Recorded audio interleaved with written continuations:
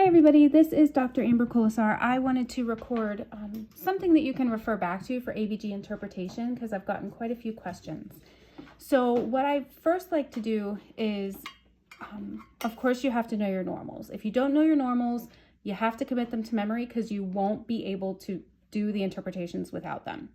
Then I know that there is the mnemonic respiratory opposite metabolic equal, or ROME, and then other people will do arrows, like a tic-tac-toe method, excuse me.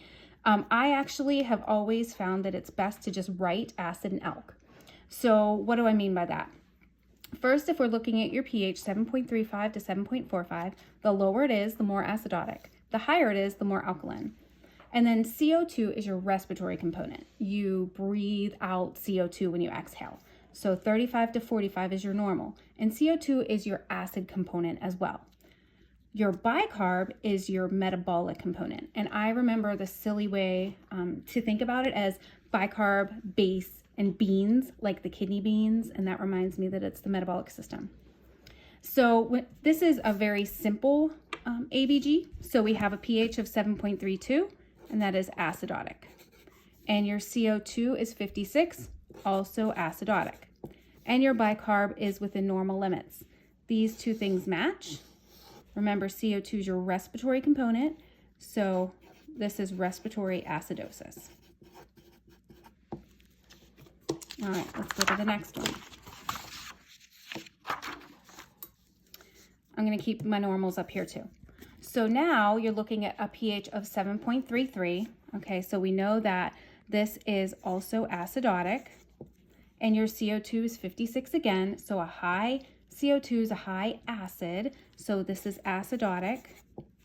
And then bicarb is 30. So here we spot that this bicarb of 30 is actually elevated. So a high bicarb is a high base, and that's alkaline. So here you have this thing that's moving in the opposite direction. So this is compensating. Okay, so here is still your primary problem, respiratory acidosis. Your patient is in a respiratory acidosis, but now there is compensation. So the kidney, like your beans, right, are trying to move in the opposite direction to fix that. So you have with some sort of compensation. And how we determine if it is partial or full is just to look at your pH. Your pH is still abnormal despite the kidneys trying their best. So this is partial compensation. Respiratory acidosis with partial compensation. And then here's our last one. So your pH is 7.35. If you just looked at this pH, that looks normal, right? If you just looked at the pH, you'd be like, okay, move along. But now your CO2 is 56, so high CO2 is a high acid, and this is an acidotic component. And your bicarb is 32, so elevated. A high base gives us alkalosis.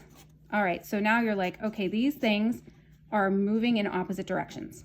So you have to wonder, what is the primary problem? So you go back to here. 7.35 is more towards the acidotic side. So while it's within normal limits, it's still more acidotic. So what you have here is a respiratory acidosis with full compensation, or fully compensated respiratory acidosis.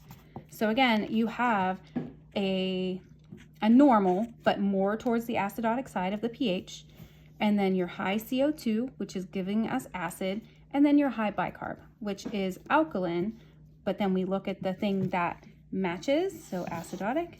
Acidotic is your primary problem, respiratory acidosis, and these kidneys are doing a really, really good job buffering, so we have full compensation. I hope that helps. I'm going to post somewhere, and you can refer back. Thanks.